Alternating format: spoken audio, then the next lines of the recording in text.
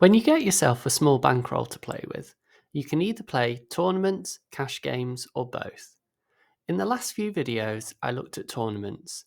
In this video, I'm going to give you some top tips for crushing the Microstakes cash games. Microstakes cash games are filled with weaker players. These players come in a variety of shapes and forms, but I like to separate them primarily into two categories: tight players and loose players. Both these types of players are easily beaten, but the methods to beat them are somewhat different.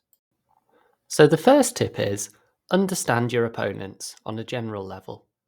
You can very quickly get an idea of whether someone is tight and is trying to not play hands, or if they're loose and can't stop themselves from playing hands. A tight player will be constantly folding, playing under 20% of hands.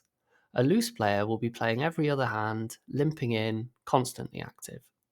When up against the tight players, you should steal many small pots from them. But once they put any reasonable amount of money in the pot, you should fold unless you have the nuts or close to it. When in pots with the looser players, wait to hit something reasonable and then try to put as much money in the pot as possible. Simple. Play as many pots as possible with looser players. Looser players have no problem putting lots of money in the pot. Use this to your advantage. Try to see flops cheaply with these players, hit something good, and then stack them. This is where the majority of your profit comes from in poker. So maximize that profit by putting yourself in as many pots as possible with these players. Isolate them wide, limp behind wide, defend the blinds wide, and open wide when they're in the blinds. Fold to the tight players. Just as in tournaments, do not pay off the nits. This is even more imperative in cash games. With no antes in play, and usually being 100 blinds deep or more, the threshold for stacking off in theory in cash games is higher than in tournaments. Play should be tighter in cash games, and therefore you are punished far more if you cannot fold your second best hands. If a tight player 3-bets you pre-flop, and you don't have 10s plus ace queen plus, be very careful.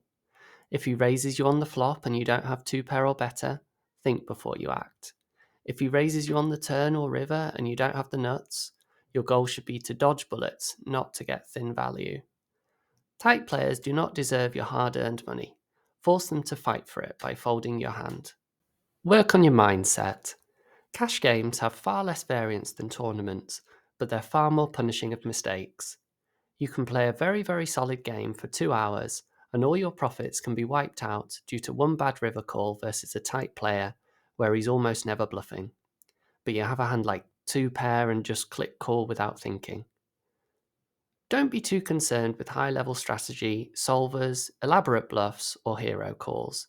Just try to play consistent, strong, well-disciplined poker. If you feel your mindset slipping, then sit out. The beauty of cash games is that you can sit out whenever you want, whereas in tournaments you can only have a break every hour. Use this to your advantage. Be very greedy. When you have a good hand, do not be afraid to bet very, very large.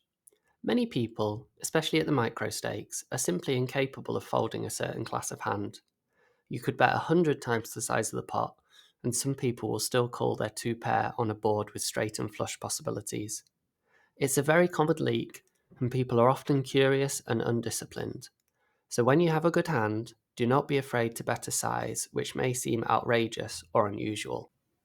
As always, if you have any questions related to this topic, or any questions at all, I offer a free coaching service in the VIP Grinders Discord server. Feel free to come in and ask anything you like. I look forward to seeing you there.